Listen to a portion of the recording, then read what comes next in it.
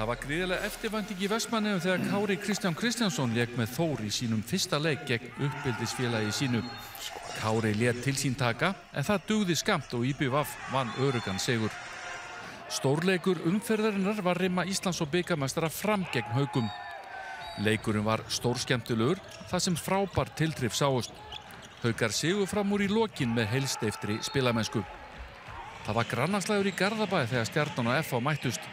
FH leiti með 3 mörkum í hálfleik en þá hljóp allt í baklási á Hafnarfjarðarliðinu. Sigurður Dan var frábær í markinu og Stjarnan hrósaði flottum sigri. Afturölding virtist alltaf vinna ÍR auðveldlega. Breiðhyltingar létu hins vegar ekki ganga yfir sig og úr varð æsispennandi rimma. Afturölding náði að kreista fram einsmark sigur og eina liðið með fullt hús stiga.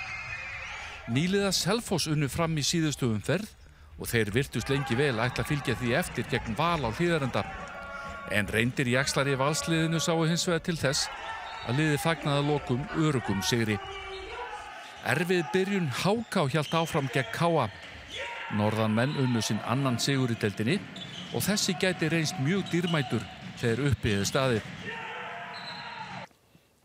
Og hér sjáum við síðan úrslitin í þessari umferð. 6 marka sigur Vals, svakalegu leikur, ÍR Afturölding, Haukarnir tóku Framara á lokasprettinum.